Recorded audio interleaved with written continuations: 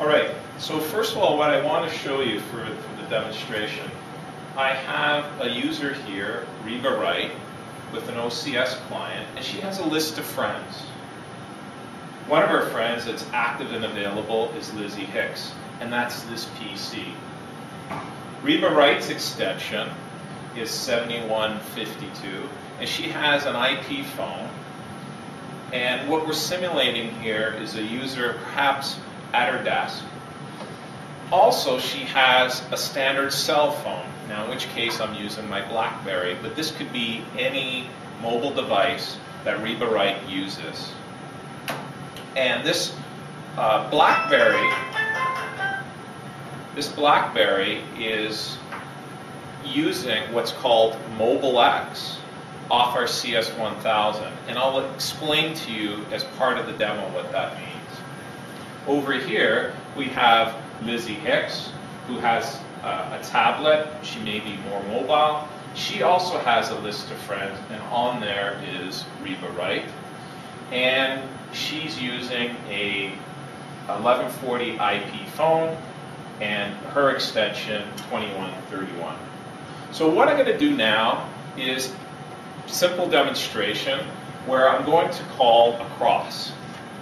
So the first thing I do is, in this case, I pick up the phone and I dial 2131. You notice when Reba places the call, the PC rings, the phone rings. When I choose, in this case Lizzie chooses to answer that call using the IP phone, what just happened? We have a connection across, and you can see in OCS that the presence is updated.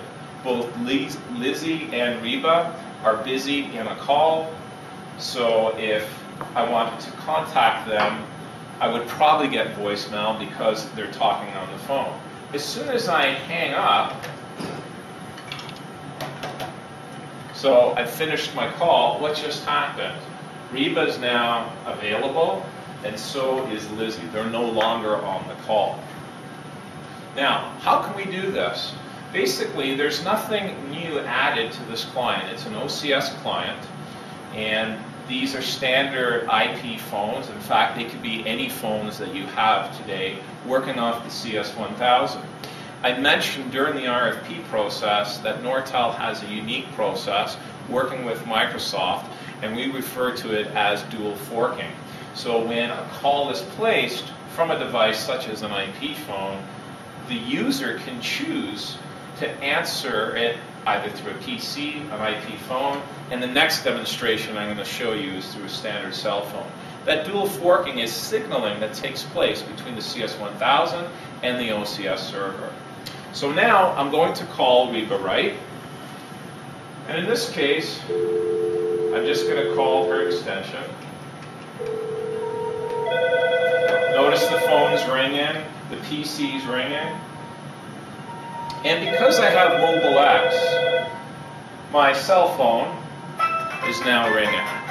And if I were a mobile user, I can answer that call, and I've just done that. So I've answered the call, and I took this call not from my client, not from my IP phone, but from my cell phone, in this case BlackBerry. There's no client running on this, on the BlackBerry. Think of it as an extension on the CS1000. So I answer the phone, I'm talking to it, and you can see that both Lizzie and Reba are busy. As soon as I hang up, I've terminated the call, disconnected. What just happened? Both Reba and Lizzie become available. All right?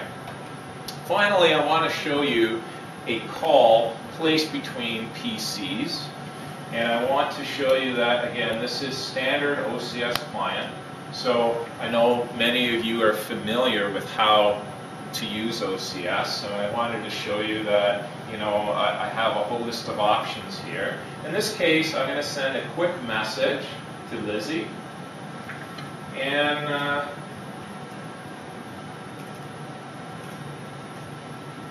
just going to say hello.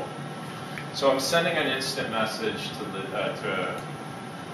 Lizzie, and at this point, I can decide how I want to continue our conversation. Let's say I want to do a video call. Now the cameras are equipped on both laptops, so I'm going to do a standard video call. Notice when I do the video call, the phones are also ringing. In this case,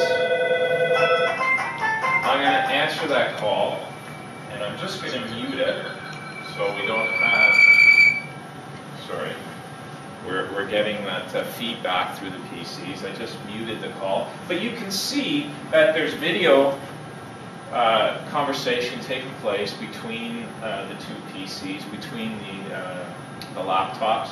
The phone rang, and you may have caught that my cell phone rang as well. From a user's perspective, they can decide how do they want to answer the call. Let's say in this case, I'm done with my conversation, so I want to hang up, so I terminate the call. And now Reba decides to walk away. You know, she's going to grab a coffee. You can see they're active and available. Lizzie just forgot something and said, you know what, I got to contact Reba again. And it doesn't matter, I'll say let's initiate a video call. Got him up there. Let me try that again. Place a call. Again, I'm placing a call from my client, not from the phone. And in a moment, I get a call. It's directed to my cell phone. I've decided to pick it up from here. And again, I'm going to mute this just so we don't get the feedback. The call is still up. I'm talking on my cell phone. Lizzie is talking through her laptop. I've gone off to grab coffee and I'm coming back to my desk. I've decided that I'm done with the call, hang up the call, and now again you can see that both users are active and available. I hope you enjoyed the demonstration. I wanted to quickly summarize 3 important things. First of all, from an OCS client perspective, there's no added clients on the PCs. It's OCS as you know it today, as you use it today. The IP phones, they're the 1140 phones. You can use any of the IP phones that we quoted you. They connect to the CS1K. In fact, you can use any of the existing phones that you use today.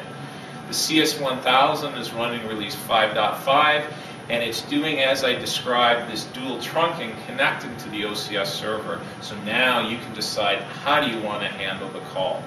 And finally, with the CS1K release 5.5, which we quoted you, I have the ability to run what's called Mobile X.